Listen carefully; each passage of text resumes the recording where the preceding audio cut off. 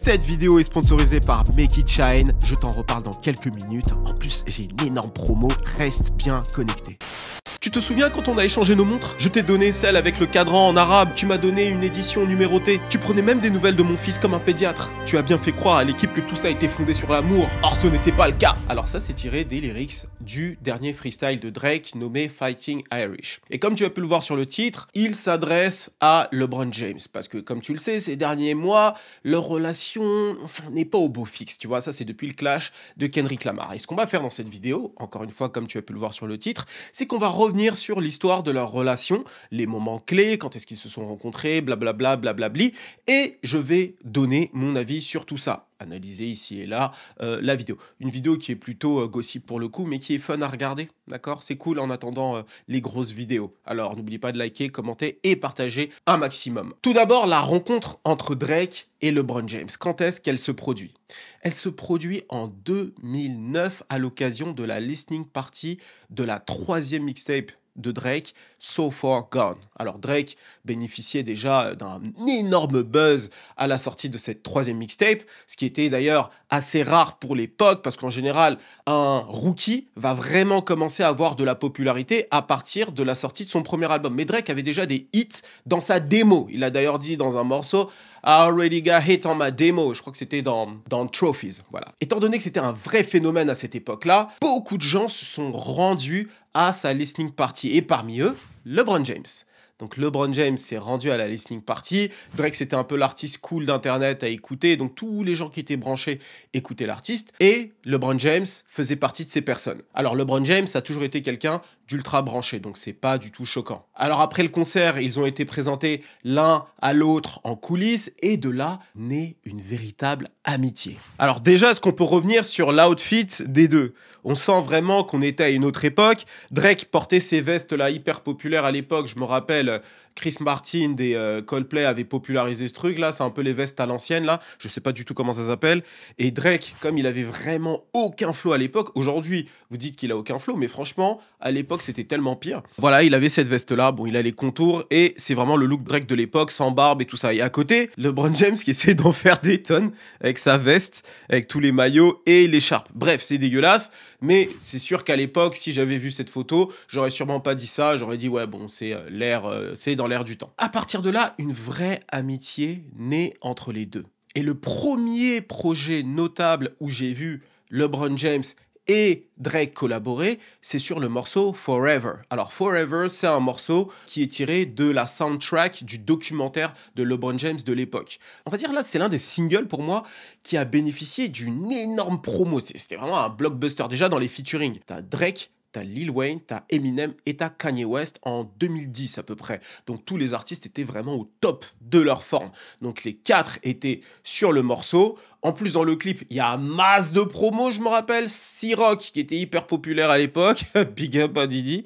Tu as aussi Beats by Dre qui était au top, qui était vraiment en train de se lancer à l'époque. C'était super populaire. Et en plus de ça, c'était un morceau promotionnel pour donc le documentaire de LeBron James. Donc c'était un très bon morceau, mais tu sens qu'il y a plein de choses qui se sont imbriquées parce que le morceau était tellement bon que forcément ça allait passer partout et tout le monde a voulu se plugger d'une manière ou d'une autre pour que ça puisse bénéficier à un maximum de marques. Bref, ça c'est un truc que j'ai noté. Mais surtout, tu vois que dans le morceau, clairement ce que Drake dit, en quelque sorte, c'est ce que LeBron James aurait pu dire si lui-même était rappeur. Alors l'une des citations les plus connues aujourd'hui de Drake, c'est Last name ever, first name greatest. Last name ever, first name greatest. Tu vois, donc ça c'est vraiment le truc de Drake. Et ce qui est drôle, c'est que ces paroles-là, Drake va le ressentir au plus profond de lui-même, au même titre que LeBron James. Et c'est justement de là que leur amitié va réellement grandir. C'est-à-dire que ces deux personnes, dans deux domaines différents, qui dominent leur domaine,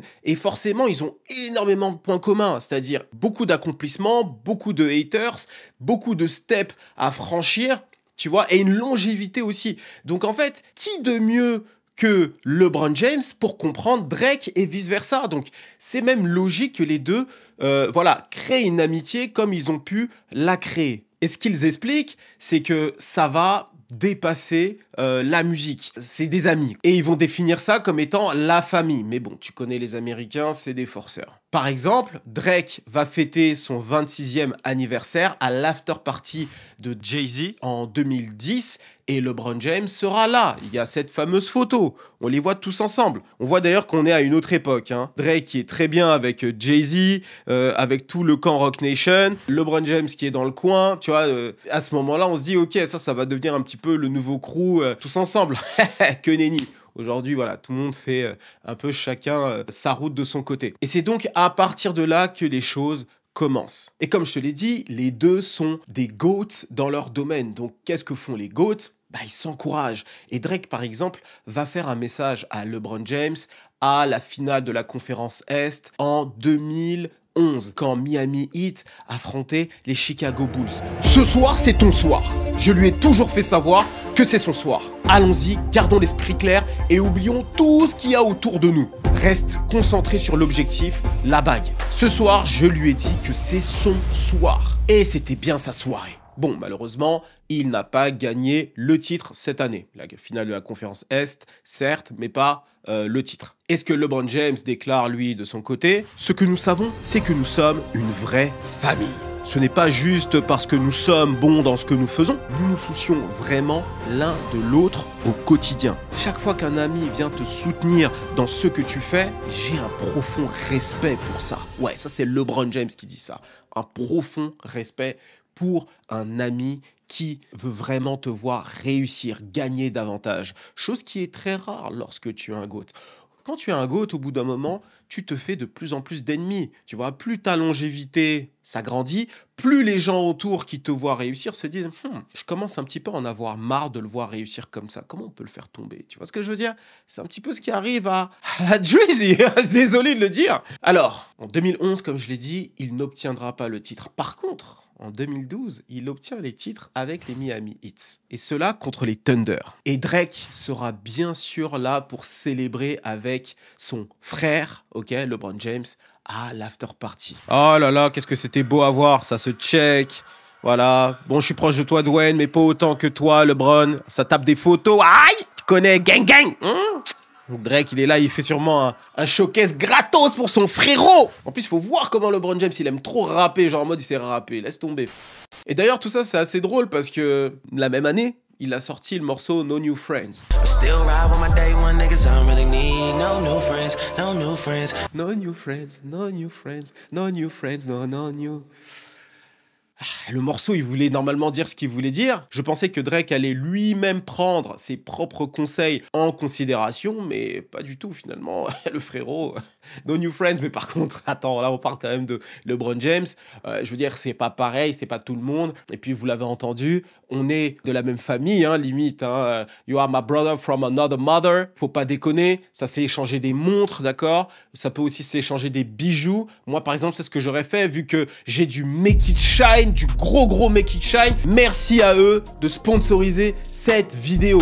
Alors, Make It Shine, c'est pour moi la meilleure marque de bijoux à des prix accessibles, d'accord? Tu peux avoir toutes sortes de produits, bagues, bracelets, bijoux pour les oreilles, bien sûr les chaînes, bijoux pour les sneakers, avec slicks, montres, tout ça à de bons prix. Alors bien sûr tu peux avoir des bijoux de très grande qualité, mais c'est pas la stratégie de Make It Shine. Le but c'est de faire de beaux produits qui tiennent dans le temps, qui soient brillants et qui relèvent ta tenue, d'accord? Tu mets un t-shirt noir, t'as un petit bijou Make It Shine, ça brille tout de suite, ça ressort et ta tenue n'a plus l'air d'être la même. C'est plus aussi fade, tu vois ce que je veux dire? Et c'est ça qui est important. Moi, pour ma part, ça fait plusieurs années que je porte du Make It Shine. J'ai eu la chance de prendre un produit, on va dire, très haut de gamme de chez eux, qui est pas forcément ce que vous pouvez avoir sur le site. Et j'ai aussi des bijoux normaux. Et je peux vous dire que les bijoux normaux brillent quasiment autant que les autres. Donc, je vous encourage vivement à tester, d'accord? De toute façon, il y a une période satisfait ou remboursé. Et en plus de ça, en ce moment même, sur Make It Shine, c'est les soldes. Donc, faites-vous plaisir en allant tester un maximum de produits Make It Shine sur le site. Sachant que tu peux aussi payer en 3 fois, tu peux être livré gratuitement dans toute l'Europe. Alors fais-toi plaisir dès maintenant. Le lien se trouve dans la description et sur le premier commentaire. Je te laisse te faire plaisir. On reprend la vidéo.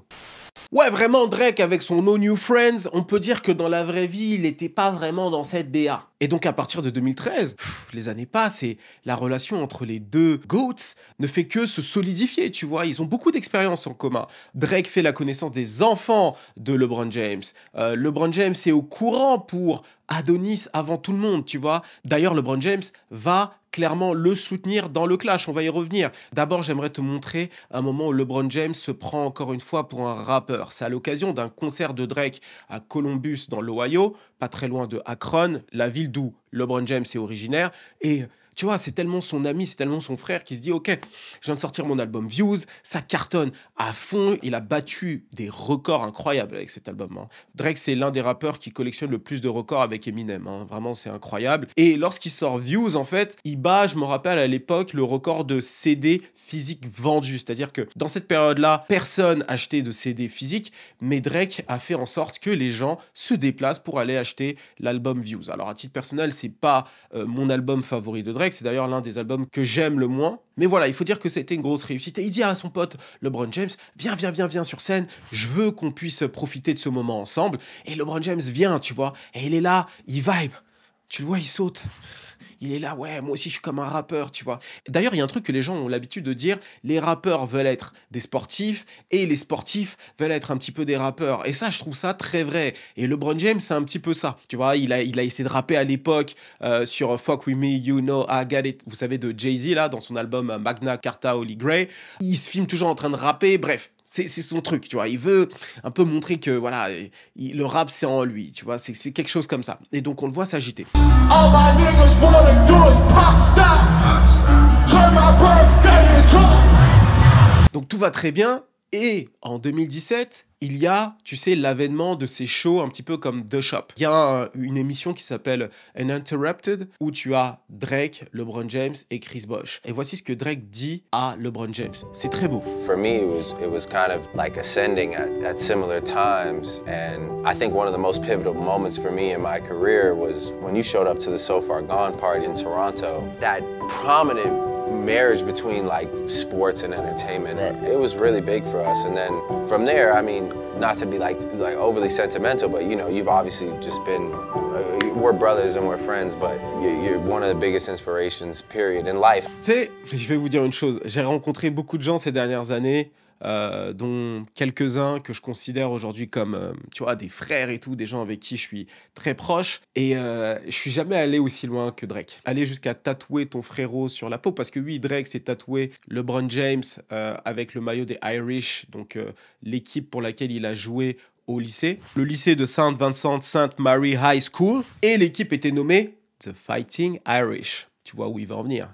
Garde ça en tête. Donc, il s'est tatoué le nom de son frérot. Et Drake aime trop faire ça. Il s'est tatoué la tête de tous ces gars. 40 qui est tatoué sur lui. Tu as Lil Wayne qui est tatoué sur lui. Ses parents, tu vois. Et je suis sûr que si je réfléchis encore un petit peu, il y a d'autres gens qui sont tatoués sur lui. Bah, tu vois, Adonis, forcément. Ça, à la rigueur, ça me choque pas trop. La tête de Adonis bébé, bon, c'est tranquille. Bref, Drake, c'est un jusqu'au boutiste. Mais j'ai l'impression, de toute façon, tous ces rappeurs Kerry, c'est des forceurs. Ils vont trop loin dans leur truc, tu vois. Tattoo my name on my face, so I know it's real. Ça, c'est en plus la phrase de Drake, ça. Et ensuite, on arrive en 2018. C'est l'année du clash entre Drake et Pusha T. Donc, comme vous le savez, les choses ne vont pas dans le sens de Drake. Ça a été un beau combat, mais comme je vous l'ai dit déjà à l'époque, Pusha T a clairement gagné. Bon, très bien. Mais après, il y a cette émission, The Shop, ok? Et dans cette émission, tu as, encore une fois, Drake et LeBron James qui sont sur le même plateau. Drake revient sur tout ce qui lui est arrivé récemment avec Kanye West. La manière dont Kanye l'a trahi, tu vois. Et pour rappel, Drake était allé dans le Wyoming pour parler à Kanye West, pour, voilà, produire de la musique déjà, de base, et aider aussi Kanye West avec son nouvel album. À l'époque, c'était Ye, et forcément, ils sont en studio, ils sont un peu isolés, ça faisait longtemps qu'ils s'étaient pas vus, et en plus, ils ont souvent l'habitude de se fâcher un petit peu, et là, ils venaient juste en quelque sorte de se réconcilier. Donc Drake partage énormément de choses sur lui et sur ce qui se passait avec sa baby mama, avec Adonis qui venait de naître. Donc il revient sur tout ça et il revient ensuite sur l'épisode de Pusha T, d'accord? Donc comment Pusha T s'en est pris à lui. Et enfin, il parle du clash, le fait que Pusha T est allé se rouler dans la boue, d'accord? Et qu'il a, voilà, il a cité Noah Shebib et le fait qu'il soit malade. Bref, il a parlé de ses parents, etc. Mais bon, Drake disait surtout que ce qui lui a cassé les couilles, c'était ce que Pusha a dit à propos de 40. Et après ça, LeBron James devait réagir. Et c'est là où les gens ont énormément réagi. Parce qu'au moment où Drake a décidé de ne pas répondre à Pusha T, et en même temps à Kanye West, parce que Drake avait enregistré un morceau assassin pour répondre à Pusha T, mais il a choisi de ne pas le faire parce que, voilà, Jay Prince est en lien avec Kanye West. Bref, on se roule pas dans la boue avec les cochons. En gros, c'était la phrase de Jay Prince. Il ne sort pas le morceau. Et derrière, il envoie un message à LeBron James en lui disant « J'espère que je vais pas te décevoir de ne pas avoir sorti ce clash. » Parce que comme je te l'ai dit, ils ont une relation très intime, tu vois. Et même le message, je le trouve un peu curieux. Mais après tout, je suis pas à ce niveau-là. Donc potentiellement, si j'étais à ce niveau-là et que j'avais un clash avec un mec, peut-être que j'aurais ce type de comportement-là aussi, tu vois. Genre, enverrais un message à Move en disant « Ouais, gros, j'espère que je te déçois pas. » C'est peut-être normal, mais j'ai trouvé ça très fluffy, je sais pas comment le dire, très cœur fondant. On dirait que t'as un cœur chamallow un peu, je sais pas comment dire ça. Et là, LeBron James lui répond, et la manière dont il lui répond, les gens ont ressenti que c'est comme si LeBron James lui parlait comme si c'était son daron. Il lui dit « Qu'est-ce que je t'ai dit ?» Bref, je te mets l'extrait. Yeah, what did I tell you? What did you say to him? You said that I can never let you down. I said, listen, as a hip-hop historian who loves hip-hop, I would love for you to respond. Et c'est vrai que quand tu regardes cet extrait, t'as presque l'impression que la relation entre LeBron James et Drake, c'est une relation de père et fils. Donc le père, LeBron, et Drake, le fils. Ça, c'est juste une impression. En même temps, on n'a pas beaucoup d'éléments qui nous permettent de comprendre la relation entre les deux, finalement, tu vois. On n'a que des campagnes publicitaires, des apparitions ici et là en club. Donc on ne sait pas vraiment la dynamique de leur relation. C'est juste que à la base, ils se connectent parce que c'est des GOATs, ils ont la même expérience dans la vie, donc ils sont à même de pouvoir se comprendre. Mais on ne sait pas. Et donc quand on voit cet extrait-là, on se dit, putain, Drake, en fait, il se fait mater un peu, là, par LeBron. Si LeBron lui avait dit, hey, tu me déçois, drop. Eh ben, Drake, peut-être qu'il aurait drop. Donc, c'est ce que les gens ont ressenti. Mais moi, avec le recul, en regardant l'extrait, je me dis que Drake se rappelait juste pas trop de ce que LeBron James lui a dit. Et LeBron, c'est un ouf de lui dire, ouais, qu'est-ce que je t'ai dit? Tu vois, genre, avec beaucoup d'assurance. Et Drake s'est juste dit, ouais, qu'est-ce qu'il a dit déjà? Et puis, il a répondu comme il a répondu. Et voilà, et au final, même le retour de LeBron James était très fraternel. Et c'est pour ça que leur relation a très bien tenu à toute cette période-là, tu vois. Et donc, maintenant, on va skipper un petit peu et on arrive à 2024. Alors 2024, grand moment pour les fans de rap. Moi, à titre personnel, je vous le dis avec le recul, j'aime bien cette narrative du OVO Chris. Moi, ça me fait rire, donc c'est fun. Mais très honnêtement, ce qui s'est fait entre Drake et Kendrick, c'est incroyable. Vraiment, avec le recul, musicalement parlant, c'est incroyable. Après, il y a plein d'à côté que j'aime vraiment pas beaucoup. Et avec beaucoup de recul aussi, je me dis que les clashs, je crois que peut-être que je me fais un peu vieux et sage, mais il y a des choses que... Enfin, je suis plus aussi friand de clash pour d'autres raisons. Pas parce que Drake a perdu. Non, vraiment pas. C'est à cause des à côté. Et quand tu prends en maturité, il y a des choses que tu vois quand tu les vis et tu dis, ah, c'est pas forcément ce que je veux voir, même de la part de grands MC comme eux. Mais bref, on en reparlera peut-être à l'occasion. C'est pas le sujet. Donc, le clash arrive. Et donc, Kendrick Lamar sort Like That. Gros morceau. En fait, c'est Metro Boomin et Future qui sortent Like That. Et Kendrick Lamar est sur le morceau en featuring, l'un des meilleurs morceaux de l'année dernière. Ça faisait longtemps qu'on n'avait pas eu un morceau comme ça qui tourne partout en club, en France. Tout le monde est d'accord, tu vois. Donc il sort ce morceau et on voit LeBron James en train de chanter le morceau. Moi, à la rigueur, quand on le voit chanter le morceau, ça me choque pas trop, tu vois. LeBron James, c'est quelqu'un qui kiffe le rap. C'est un hip-hop historian, comme il a dit dans l'extrait. Un historien du hip-hop. D'ailleurs, peut-être que je devrais me faire appeler comme ça, un historien du hip-hop. Et donc il kiffe le moment, tu vois. Et à partir de là, ça veut pas dire grand-chose. Ensuite, Drake sort Push-Ups. Ensuite, Kendrick Lamar sort Euphoria. Et bref, il finit par sortir Not Like Us, d'accord? Not Like Us, l'explosion. Voilà, c'est le plus gros hit rap de l'année dernière, il faut le dire. C'est un morceau qui va devenir un classique. J'ai vu d'ailleurs sur Twitter que les gens ont réagi, enfin des gens, non, il y a une personne, mais du coup ça me donne l'occasion d'en parler ici. Quelqu'un qui a réagi sur le fait que je dise, ouais, j'ai retourné ma veste sur le Not Like Us. Non, là c'est moi qui prends de la hauteur. J'ai toujours été objectif sur la qualité des morceaux. Et lorsqu'un morceau clash et un hit pour les clubs, et qu'en plus de ça, il est aussi violent que Not Like Us, parce que il est absolument violent ce morceau.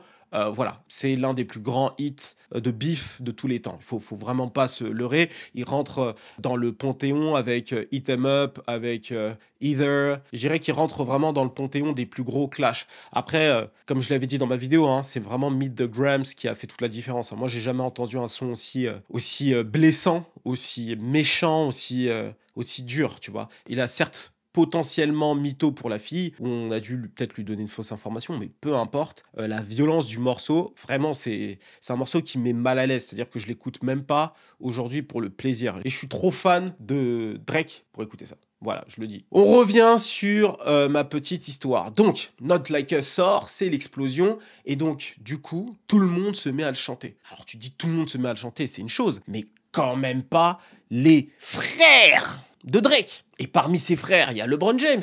Et pourtant, LeBron James, je crois, 2-3 jours après que le morceau soit sorti, tu le vois en club en train de faire ça.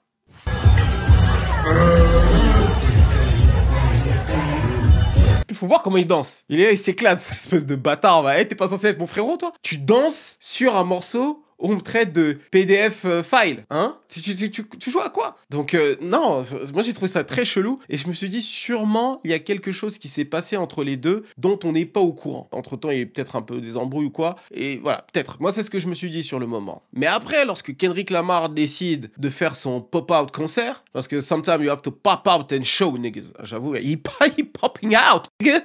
Donc, quand il a choisi de pop-out, on voit qui dans la foule? LeBron James, toujours là, en train de s'ambiancer. Comme si rien n'était. Il a 2 doigts de faire le Seawalks bâtard. Donc du coup, moi je me suis dit, ah ouais, non mais là c'est compliqué. Il y a un truc qu'on sait pas. Il y a un truc qu'on sait pas entre les deux. On sait pas pourquoi, mais ça ne va plus. En fait, c'est comme si LeBron James voulait absolument montrer aux médias qu'il a kiffé le morceau. Par exemple, à la fin d'un match de Team USA, il y a Stephen Curry qui est là. Il y a une caméra.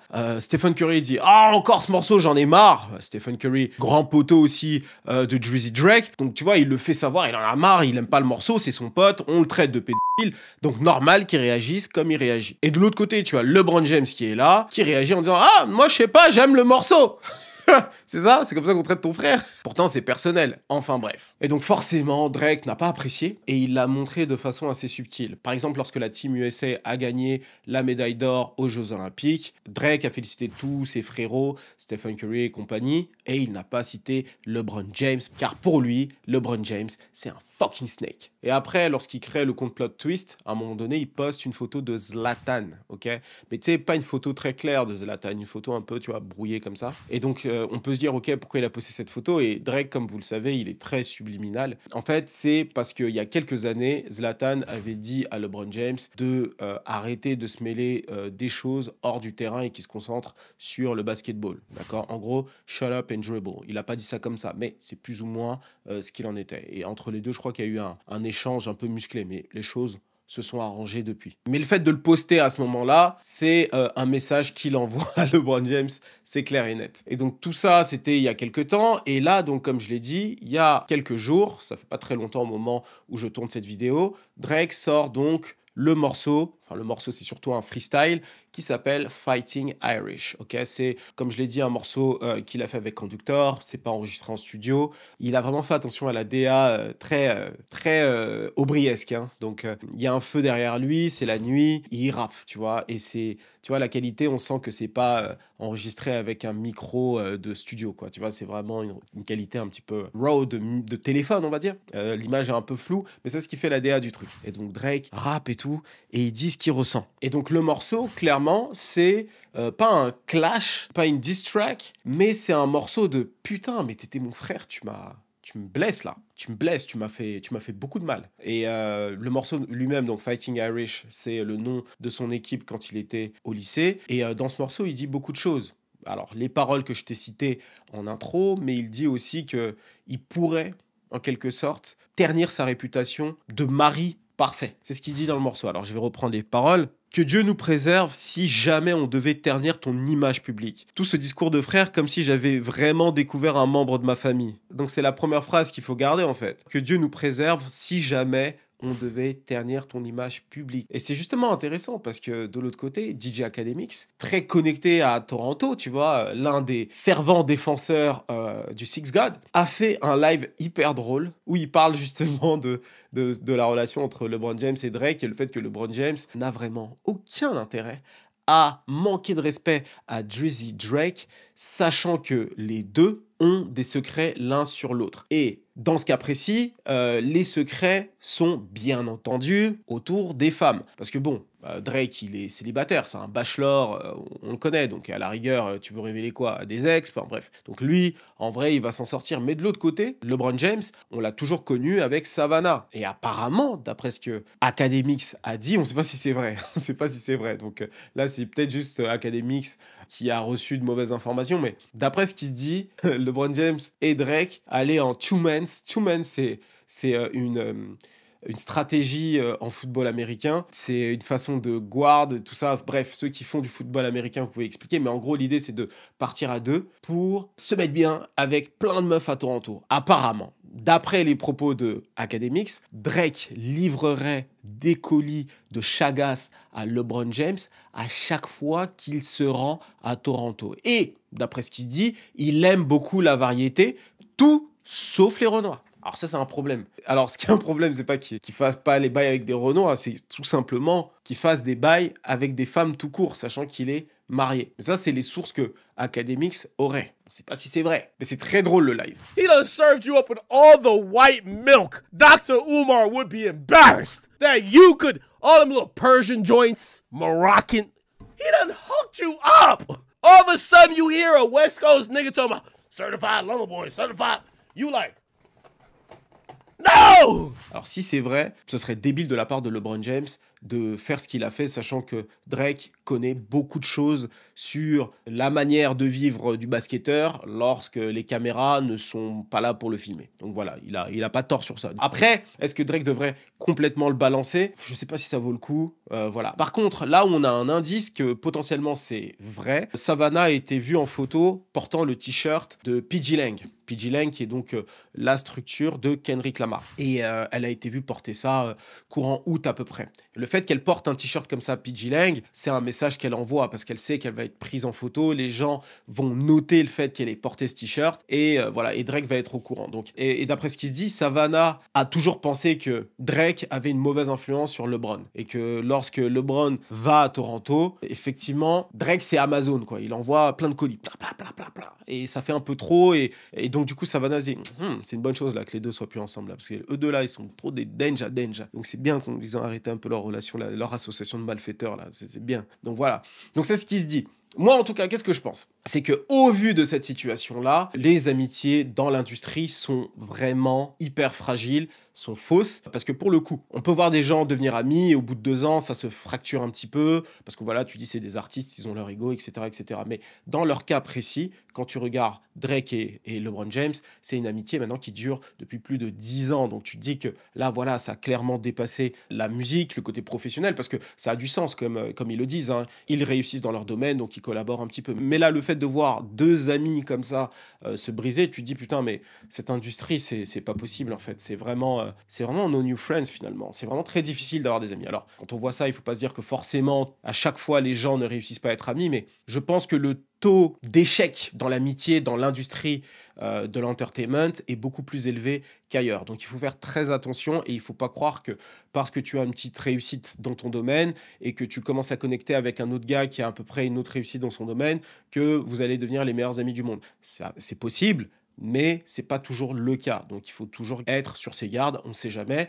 Demande à Drake, il te le dira. Voilà pour ma vidéo. J'espère que vous avez apprécié. Donc n'oubliez pas de liker, commenter et de partager un maximum. Dites-moi ce que vous pensez en commentaire. Est-ce que LeBron James recevait les colis là-bas de Drake? Est-ce que c'est vrai ou est-ce que c'est des conneries? Dites-moi tout en commentaire. Et surtout, n'oubliez pas Make It Shine. Make It Shine, grosse promo, c'est les soldes. Testez le produit maintenant. En général, ceux qui achètent du Make It Shine reviennent forcément. C'est pour ça que la marque cartonne autant. Donc mets-toi bien dès maintenant. Lien dans la description et sur le premier commentaire. Et nous, on se dit à très vite. C'était Major d'Iconic pour te servir. Cheers!